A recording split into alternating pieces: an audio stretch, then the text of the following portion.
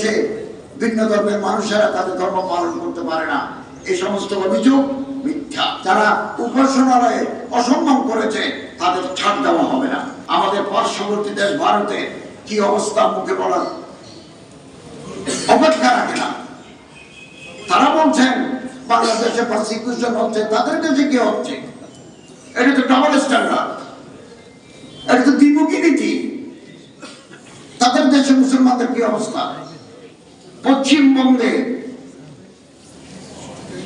আপনি ওই বোম্বেতে, মধ্যপ্রদেশে মুসলমানদের সংখ্যা কত, তাদের শিক্ষার হার কত, চাকরির হার কত, এটা পরিসংখ্যান দিলে বুঝতে পারবেন।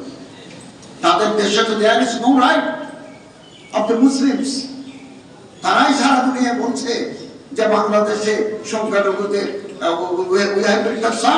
about the persecution of the minorities, তারা ব্যবহার করছে, উল্টা পাল্টা বিবৃতি দিচ্ছে। তাদের দেশে তো মুসলমানদের নিপীড়ন করা হচ্ছে। এগুলো তো সমস্ত পত্রিকা আপনি টিপ দিলেই পাবেন। আমরা এই দেশের প্রতিটি নাগরিকের প্রতি সম্মান জানাই এবং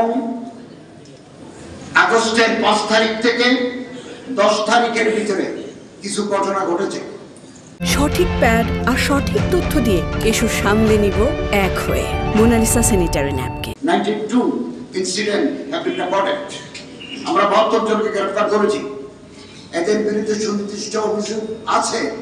তদন্ত যদি আরো বিশদভাবে প্রমাণিত হয় তাহলে তাদেরকে আমরা আইনের আওতায় এনে বিচার করব। যারা হিন্দু বাড়িতে আগুন দিয়েছে, যারা মন্দির, যারা উপাসনালয়ে অসম্মান করেছে তাদের ছাড় দেওয়া হবে না। এটা আমরা বারবার বলেছি এবং আমরা বারবার এই বিভিন্ন ধর্মের মানুষ নিয়ে বৈঠক করেছি, এই দিনও করেছি আমরা, যে দেশে ভিন্ন ধর্মের মানুষেরা তাদের ধর্ম পালন করতে পারে না, এই সমস্ত অভিযোগ মিথ্যা, অসত্য। এই এলাকায় যদি কোন ধরনের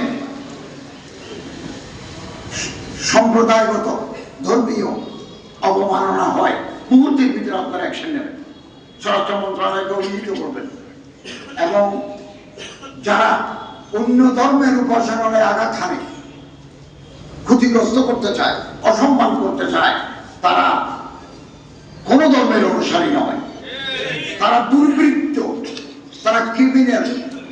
এই ক্রিমিনালদেরকে আমরা আইনের আওতায় আনবো।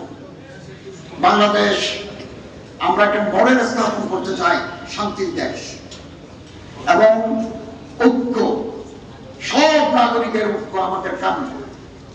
আমরা বাংলাদেশের 1 ইঞ্চি জমি কোন বিদেশি শক্তির কাছে আমরা দেব না কোনদিন। আমরা 1 ইঞ্চি জমি কোন আগ্রাসী শক্তির কাছে আমরা দেব না, কাউকে দিতে দেব না।